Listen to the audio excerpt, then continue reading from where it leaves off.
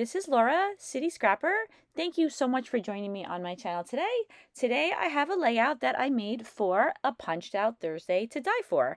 And as I've been doing for the last few months, I am using Christy's Beautiful Life 30 Days of Sketches Series 9 to inspire my layouts. I love working with sketches, and I promised myself that I would use all of the sketches from Series 9 to make layouts, so I'm continuing on that little promise to myself and creating layouts using those sketches each Thursday.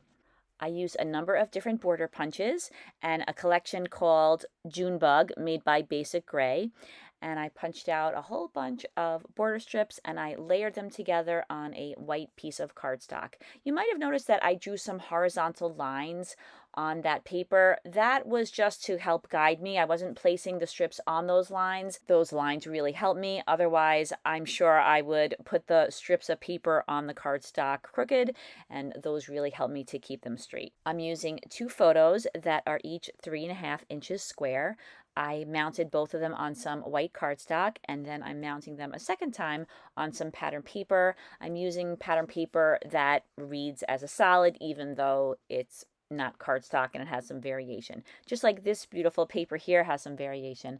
I wanted to have an element behind the photos to go along with the sketch, so I decided I would start with a circle, and I cut it out of this really beautiful paper. And then after I cut that, I was thinking I would rather have some pattern paper in the center of the circle. So I'm cutting out a slightly smaller circle using my Creative Memories circle cutters. I absolutely love these cutters.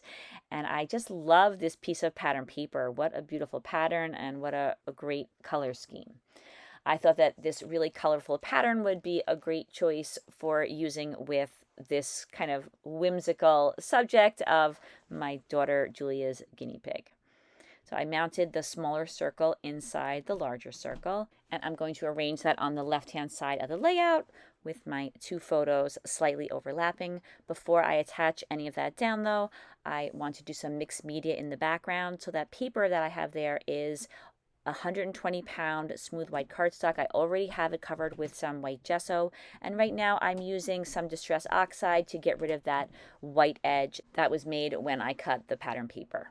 I don't want to neglect to mention that this beautiful sketch was made by Kristen Foster for Scrapping on the Fly.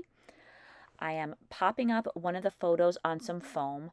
Whenever I pop something up on foam, I have started to get into the habit of putting some thick cardstock behind it, because I will sometimes find that when I pop things up on foam and they are not sturdy, they can sag a little bit. So I first mounted that second photo on some thick white cardstock, and then I put some foam behind it.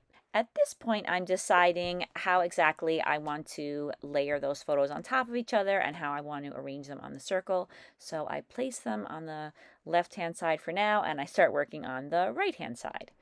I used some dies that I had in my stash, and I cut out 3 banners.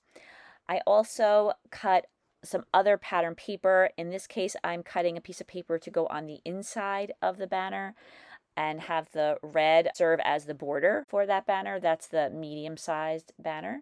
I usually cut banners like these freehand, and I decided that since I have these dies in my stash, I might as well make use of them. I know that they'll come out even. Sometimes I cut them a little uneven, so I like the idea of using dies. And then I was able to use the die cut banner as a template to make a piece to fit inside. Whenever I'm creating a cluster that is going to be separate from the other elements on the page, I want to make sure that I include all of the major colors that are on the rest of the layout in that cluster. For this layout, I was thinking it would be really important to include red and yellow along with some of the other colors, but I thought those would be very important to include in the upper right-hand corner, or the cluster wouldn't really look like it went with the clusters or the elements on the rest of the page. So I made a small banner that has a lot of yellow in it, and I don't put that on the layout right now. For some reason, I didn't like the way that it layered on the other 2 banners, but I am going to go back later and add that to the cluster. I ended up really liking it layered in with those other two banners. And I also was thinking that I had to have some yellow in the upper right-hand corner. Once again, on these banners, I use the Distress Oxide not really to ink the edges the way I usually do to create a shade around the outside and to create some contrast. I'm using it to get rid of the white edge. Now I'm using some foam. I'm going to pop up the medium-sized banner on top of the larger banner, just so that there's a little bit of dimension in this little cluster that I'm making. The photos that I'm using in this layout are of a guinea pig named Bean that my younger daughter had. She had two guinea pigs, and then someone was getting rid of their guinea pigs, and we ended up adopting those guinea pigs. One of the guinea pigs we adopted was named Marshmallow. Marshmallow was really large for a guinea pig and had really long, beautiful fur. We were told that Marshmallow was a girl, and we brought Marshmallow to the pet store to have that confirmed. So we then put Marshmallow in with our two female guinea pigs so that all the girls would be together and we wouldn't have any additional guinea pigs. When our guinea pig Molly became clearly pregnant, we knew that Marshmallow was not a girl and we had to separate Marshmallow. But Marshmallow and Molly had three adorable little babies, and little Bean was one of them. Bean was missing some of his fur at one point, so we had to take him to the vet, and one of the photos shows him in his little carrier. I wanted to add a little bit of mixed media to this layout. I traced around the large circle, and then I also traced around the banners, so I would just have a general idea of where those elements were going to be on the page, because I wanted to put some mixed media behind them, just peeking out from the edges of both of those clusters that I have on the top of the page. So I'm using the packaging technique. I have a piece of plastic packaging, and I'm using that to put down some Tattered Angels Glimmer Mists. I'm using blue raspberry, peacock green, and patina bell, and I am just touching it down. Different layouts call for different amounts of sprays in the background, but for this layout I just wanted to have a little bit of color. I'm using some greenish blues and bluish greens. I didn't want to have a large variety of color in the background because, first of all, there are a lot of colors in the pattern papers that I'm using on the layout. And then I thought that if I had a whole bunch of different colors in the background, it would just be a little bit too visually overwhelming. Also, because I'm only putting a little bit of mixed media on the background, I didn't want to start adding too many colors because I know that I like to have all of the colors on all the parts of the layout, and I was afraid that I would end up adding too much mixed media. So I limited myself to these few blue and green colors. And then once I had them applied where I wanted them, I dried the background with my heat tool, and then I added some water droplets. And if you've been with me for a while, you know that I love to do this. I like to add the droplets and then roll a piece of paper towel over, and then that lifts up some of the color and creates some really cool little droplet effects within the larger areas of color.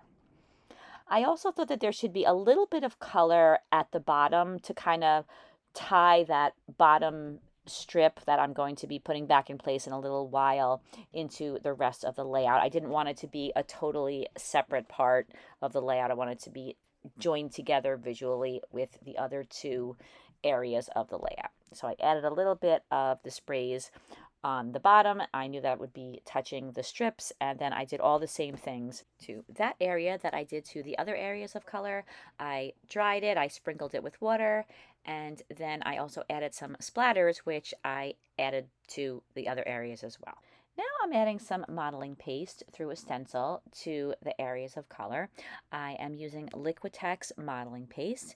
I'm using a plastic spatula from the dollar store, and I'm using a stencil that I made quite a few years back on my silhouette cameo, and I'm pressing the modeling paste through the stencil. This modeling paste has seen better days. It dried out pretty quickly, so I'm guessing that this was probably an older container of modeling paste when I bought it, but it's still working, so I'm still using it, although I am pretty sure it will have to be retired soon. On this layout, I'm putting the modeling paste over the sprays. Sometimes I'll put the modeling paste down first and then I'll put the sprays over that. And both ways look good to me. It does create a slightly different effect. I think that this effect is a little bit more subtle when you put the modeling paste over the spray, but I like it both ways. I always love to add white splatters to my mixed media background. I'm using watered down white acrylic paint and I'm sprinkling it all around the areas that I added the sprays and the modeling paste to. Because the background is white, the white splatters don't make a huge impact on the overall look of the layout, but I do like the way it adds some variation to the sprays that are on the paper in the same way that those droplets of water lift it up, add some variation. This creates variation as well, but a different effect. There were a couple of areas in the background that I wanted to clean up, especially between the large circular cluster and the cluster that the banners are going to go on. So I'm adding some heavy gesso. I later realized that this heavy gesso, this is the Finnabair heavy gesso, it's a different color than the Liquitex gesso that I used on the background. So it probably wouldn't be noticeable to anybody but me, but I noticed the difference of color once the gesso dried. And so I have to remember that next time I have to match the gessos to each other. They're both perfectly fine colors, the Liquitex and the Finnabair, but they're just different enough from each other that it bothers me. Now I'm ready to start attaching all of the elements down to the page. I have the banners attached down, I have the photo cluster attached down, and then I attach down that piece of cardstock with all the strips of paper on the bottom. This layout is going to be called Little Bean, so I used some dark blue letters that I had in my stash. These letters were made by Fancy Pants. I placed those letters on the layout and then I added some photo corners. I wanted to bring a pop of color to the two photos, so I'm using red and pink and turquoise and yellow photo corners. To create the photo corners, I used an EK Success photo corner punch, and then I used ATG adhesive and I attached the photo corners down to the photos. I wanted to add a little something more to the circle, so I used a punch. I could not find a manufacturer on that punch, but it is a very tiny scalloped circle. I punched out a number of circles from the pattern paper. I have yellow, orange, pink, and blue circles, and then I cut them in half, and I am tucking them pretty far behind the circle. I don't want the half circle to show. I want less than half the circle to show, just enough for there to be a little pop of color going around the circle. So I attached each of those circles or half circles down to the layout. I had a little strip of paper that I was considering putting between the white background and those punched out edges, but I didn't end up attaching that down. And now I'm using some Dr. P.H. Martin's Pro White instead of using the gesso because that white color matched a little bit better to the background than the Finnabair gesso that I was trying to use before. I placed that very tiny banner back into the cluster because, like I said before, I wanted to make sure there was some yellow in that cluster, and I actually really liked the way it looked. I don't know why I decided not to use it earlier on.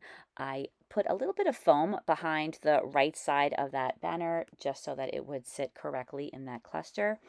And then I was looking at the title and I was thinking that the letters were just a little bit too thin. They didn't really stand out enough. I was also thinking that red might be a better choice for color, so I looked through my stash and I found some Pinkfresh Studio chipboard letters, and the name of the pack of letters is called Holiday Magic. So I used those to spell out Little Bean, and I do like that better. I like the color, and I like the letters, the weight of the letters a little bit more. And then I always like to put something near the title to draw it together with the rest of the layout. So I use a little extra piece of punched out border and I just put a thin strip of paper across the top of it and mounted that underneath the title.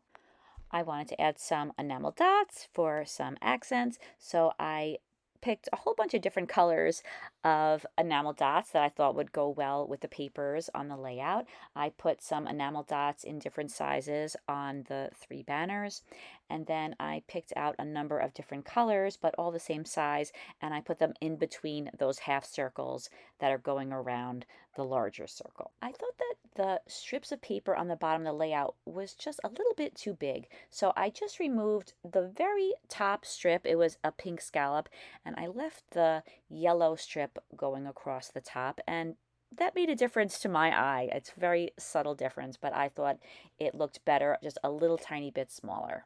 I typed out some journaling. This layout is from a long time ago, so I worked with my daughter Julia to remember some things about Little Bean, and so I just typed them and printed them out on some very thin cardstock, trimmed off the extra cardstock, and mounted the journaling on some pattern paper. And now I'm adding a very thin strip of paper going across the top of all the punched out borders. And I ended up having to replace this little strip because I put it on crooked, but I did that off camera. And then I added some enamel dots to the corners of the journaling. I wanted to have some enamel dots on the bottom of the layout as well, just to kind of tie everything together.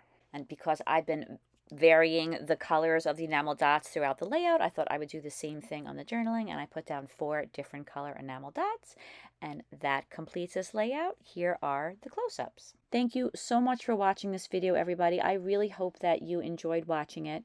I really love A Punched Out Thursday to Die For. I have invested a lot of time and some money in picking out and purchasing dies and punches, and I love thinking of ways to use them, and I hope this might inspire you to break out some of those dies and punches. Please don't forget to look in the description box for links to all of the other collaborators for A Punched Out Thursday to Die For. Thank you so much, everybody. Take care. Bye-bye.